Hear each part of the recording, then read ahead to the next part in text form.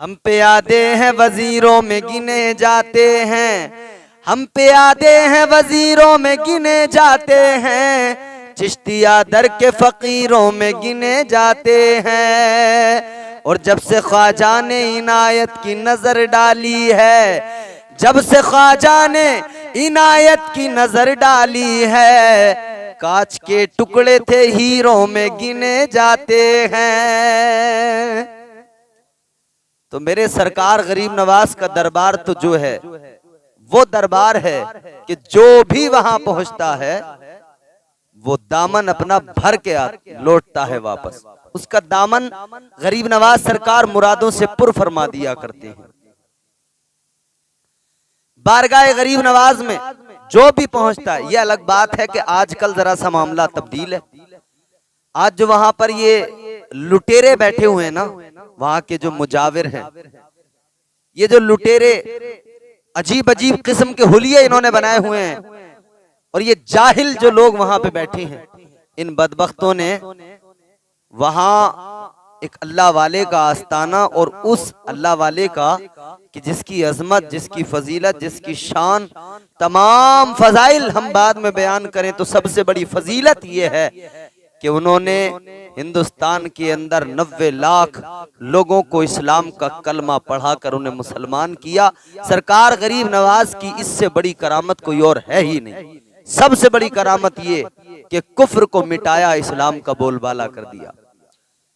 और अब जो बैठे हैं बदबख्त वहां पर, जो अपने आप को खादिम कह रहे हैं, न किरदार उनका दुरुस्त, न अमल उनका दुरुस्त, अजीब अजीब शक्लें बनाई हुई हैं, और हमारी कौम समझ रही है न जाने क्या उन्हें। हाजिरी दरबारे गरीब नवाज में लगाने जाएंगे तो उनके साथ जाएंगे, उनका अपने सर पे हाथ रखवाएंगे। वो कौन है? उसके सर पे हाथ रखने ना रखने से फर्क क्या पड़ता है? वो कौन है? कोई अल्लाह का वली है वो? अरे कलमा उसे नहीं आता, नमाज उसे नहीं आती, कायदे से दुरूद पढ़ना उसे नहीं आता, सलीके से कुरान की आयतें पढ़ना उसे नहीं आता, वो तुम्हारे सर पे हाथ रखेगा। और वो अभी तो पीछे एक वीडियो वायरल हुआ, वो शिहाब नामी शख्स जो केरला से मक्का के लिए सफर पे हैं, पैदल रवाना हुए हैं हज करने के लिए, तो जब वो वहां पर पहुंचे तो वो उनके सर पे हाथ रख रहा है। तो शिहाब एक पढ़ा लिखा आदमी है, शिहाब कोई आम इंसान नहीं है, पढ़ा लिखा मुहज्जब आदमी है, वो जानता है इनकी हकीकतें, उसने सर से हाथ हटा दिया। ये तो अपने आप को बड़ा ऊंचा पीर समझ रहा था। ये जाली पीर, फर्जी पीर, इन पीरों से बचने की जरूरत है। मेरी कौम जान ले, अच्छी तरह बाखबर हो जाए, इनसे बचने की जरूरत है। ये जितने रंग बिरंगी पीर मिलेंगे ना तुम्हें, पचरंगी पीर, इनसे बचने की जरूरत है। सर पे हाथ रखा, उसने हटा दिया, फिर सर पे हाथ रखा, उसने हटा दिया। ये कह रहा मैं दुआ करूंगा, वो कह रहा है मुझे भाई सुकून से हाजिरी करने दे, दुआ करने दे।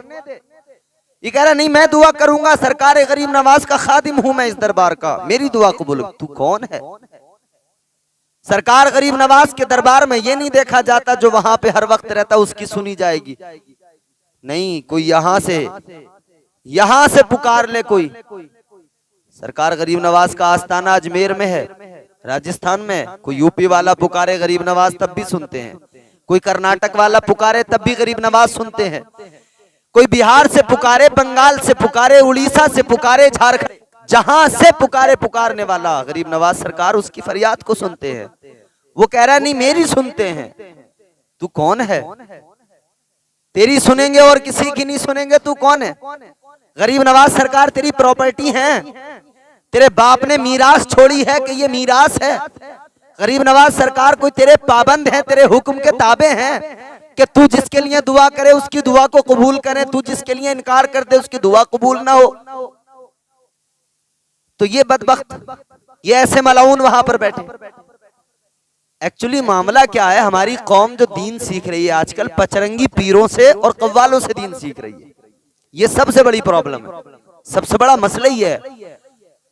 वरना जितने जाने वाले हैं ना अजमेर शरीफ जायरीन, खुद जाके सरकार गरीब नवाज के आस्थाने पे दुआ करो, इनके साथ पीछे पीछे जाके इनसे दुआएं करा के अपने लिए तुम समझते हो कि इनकी दुआएं कबूल होंगी?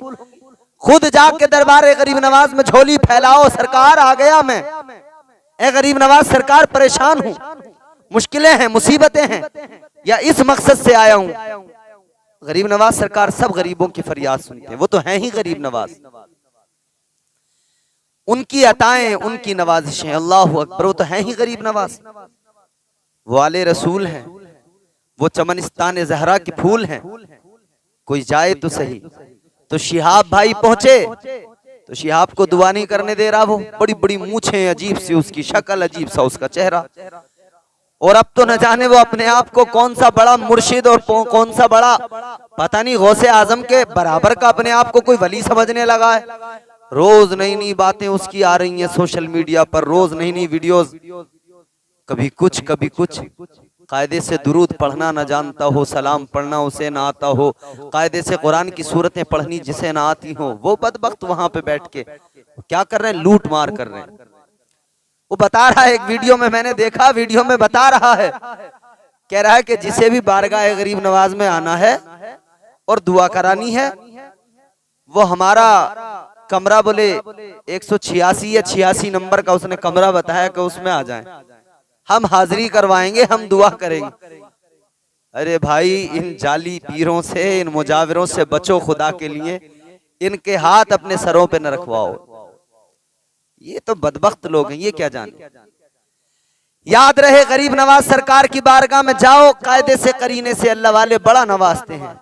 और यही मामला तो हुआ। शिहाब जानता था कि गरीब नवाज की बारगाह वो बारगाह है कि जो यहाँ पे आता है उसका दामन भर जाता है। वो जा रहा है कहाँ? काबे का तवाफ करने। वो जा रहा है कहाँ? अल्लाह के घर का तवाफ करने, जहां पे हुजूर ने फरमाया हर लम्हा रब की 120 रहमतें नाजिल होती हैं। वो काबा, मेरे हुजूर ने फरमाया कि जो काबे पर पहली नजर जब पड़ती है और बंदा दुआ करता है, अल्लाह उस दुआ को रद्द नहीं करता, कबूल फरमा लेता। इधर हाजी हज करने गया, काबे पे पहली नजर पड़ी, मक्के में दाखिल हुआ। जैसे ही काबे पे पहली नजर पड़ेगी, अल्लाह उसकी नजर पड़ते ही जो वो दुआ करेगा, अल्लाह उसकी दुआ को फौरन कबूल फरमा लेता है। खाने काबा में जाकर हजरे अस्वद को अगर बोसा दो, हजरे अस्वद क्या एक पत्थर है काले रंग का, जब उस पत्थर को चूमो तो फरमाया गया वो पत्थर गुनाहों को खींच लेता है, गुनाहों को अपने अंदर जज्ब कर लेता है। और वो पत्थर कल बरोज़े क़यामत ईमान वालों के ईमान की और काफिरों के कुफ्र की गवाही देगा। वो पत्थर तो वहां पर जा रहा है वो इंसान, सफा मरवा की सही करने, काबे का तवाफ करने, हजरे अस्वद को चूमने, और फिर देखो मेरे मुस्तफ़ा की बारगाह में हाजिरी देगा। मेरे आका की बारगाह, मेरे मुस्तफ़ा ने क्या फरमाया?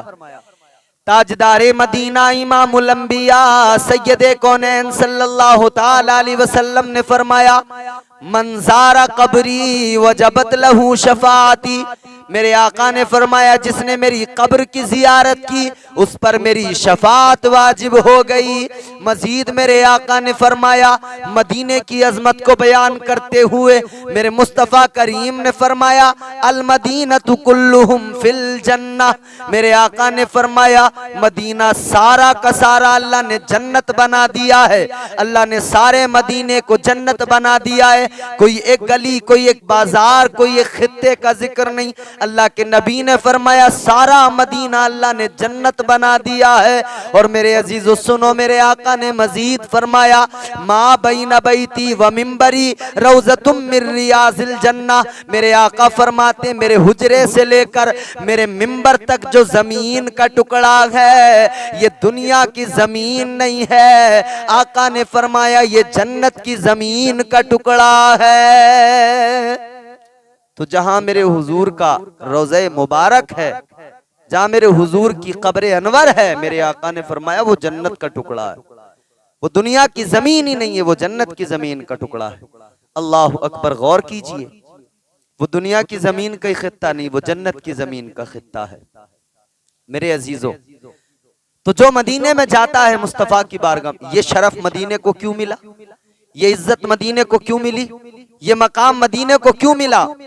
ये मदीना वही है जिसे यसरब कहा जाता था, मदीना वही है जो बीमारियों का घर कहलाता था। बीमारियों का घर था, मगर जब मेरे आका ने कदम रख दिया तो मदीना शरीफ बन गया।